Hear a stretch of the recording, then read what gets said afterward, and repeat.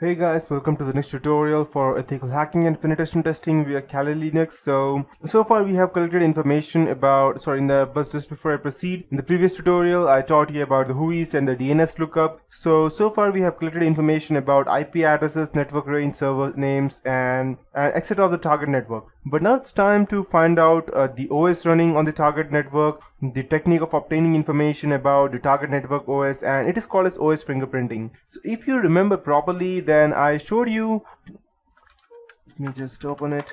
I showed you a different tool over here which gathers information about OS, and it's given over here as OS fingerprinting. And the best part of this, which I normally use, would be Nmap or the Zenmap. And I'll show you one example. I won't be teaching you as to how we actually go ahead and do that. I'll be teaching you that later on by the end of this tutorial. So I'll just open my another operating system and I'll just power it on.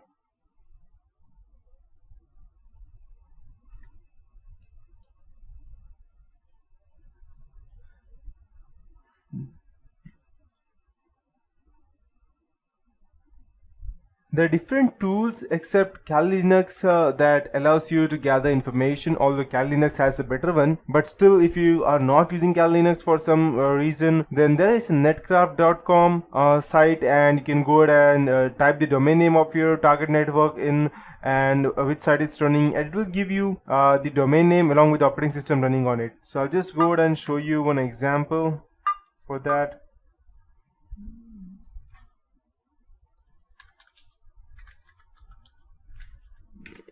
Okay, and since we don't need, okay, let's take a look, and I'll just go ahead and type out over here, search, let's check microsoft.com. Let's check if I'm able to get that. Okay, perfect. So as you can see, we have Microsoft.com, which works on NetBlock Equima International, and it was first seen on August 1995, and they are using operating system Linux. And for go.microsoft.com, we have Windows Server 2012, and I believe this one may be the Unix server system because it's unknown, and that's what happens when you use a Unix operating system. It is unable to detect because it's not Linux or Windows. That's the reason. Then as you can see that we have all the names of operating system and that they are using currently right now. So this is just an example, but you can do the same thing using Kali Linux as well. And there is another search engine which is quite famous, which is the Shodan search engine. I'll just type Shodan HQ. Okay, perfect. So you can use Shodan search engine that lets you find specific computers using a variety of filters. So to give you an example, I'll just show you here. I believe we need to sign up for that. Okay, let's search. Okay, let me type Microsoft and let's see what we get.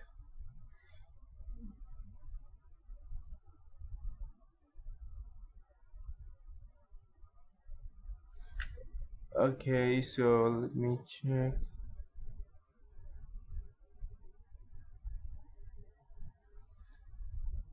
Okay, so as you can see, we have these services running on Microsoft, and these are the top countries using them. If I want, I can go ahead and filter these by services. So let's check. If I want HTTP, then I'll just go ahead and search for port 80, and let's see, we don't have any port 80 over here open. So let's check if you could get the FTP open. No.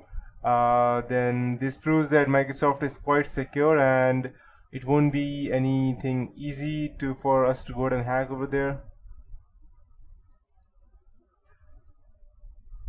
Perfect. If I just go ahead and type Microsoft, perfect. If I check the HTTP one, none. HTTPS, perfect. So this shows that Microsoft is quite secure since we are unable to get any open ports in that. But if you go ahead and check some random or newly developed website, then they may not be that strong and they may give you out open ports, and if you find the open port, then you already have a jackpot for that. and you can easily go ahead and gather as much information that you want. So this is one example, but we also have traceroute, and finding the route of the target host is necessary to test against the MITM attacks. And MITM means man in the middle attack, and it is also called as monkey in the middle attacks and other relative attacks.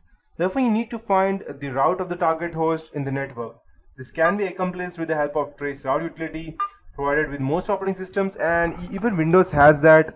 It allows you to trace the path or the route through which the target host host packets travel in the network. Traceroute uses the ICMP protocol concept and the TTL, that's time to live field, of the IP header to find out the path of the target host in the network. The traceroute utility can detail the path IP packets travel between two systems.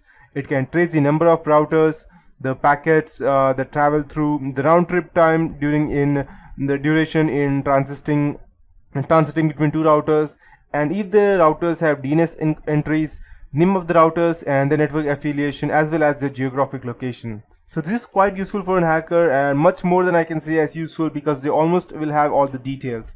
And it sends out a packet for the destination specified. So, and this utility helps to reveal the IP address of the intermediate hops in the route of the target host from the source. So I'll show you an example. Let's check if I can run this over here. And so let's go ahead and ACERT tracert 216.239.36.10. Okay, tracert, it's unable to recognize that. Let me check. Okay, let me check. I believe I need to start that as the administrator. Perfect. And if I'm going to check, let me check. Okay, perfect. So I'll just type tracert 216.239.36.10. So let's check how many hops do we get.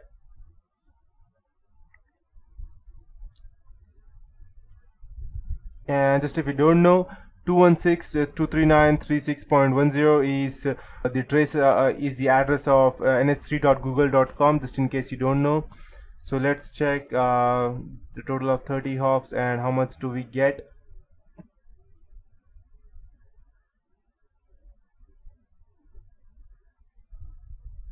As you can see, these are the IP addresses as to and the fourth one got timed out. So this shows that from which IP address and from how it is actually traveling. And what a hacker might do is that the first router in the path receives the packet, it decrements the TTL value, that's time to live value, by 1, and if the resulting TTL value is 0, it discards the packet and sends a message back to the originating host to inform it that the packet has been discarded. The same thing that happened over here when the request was timed out. And it records the IP address and the DNS of that router and sends out another packet with a TTL value of 2. This packet makes it to the first router, then times out at the next router in the path, and this second router also sends an error message back to the originating host. Traceroute continues to do this, and it records the IP address and the name of each router until a packet finally reaches the target host, or until it decides that the host is reachable.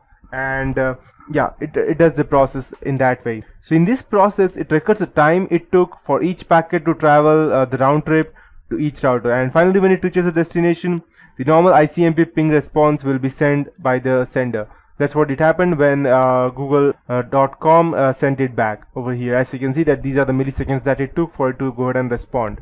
So we have seen how the traceroute utility helps you to find out the IP address of the intermediate device, such as routers, firewalls, etc. present between the source and destination. You can draw the network topology diagram by analyzing the traceroute results as well. And after running several traceroutes, you will be able to find out the location of a particular hop in the target network, and that's how it will work. So there are different traceroute tools as well.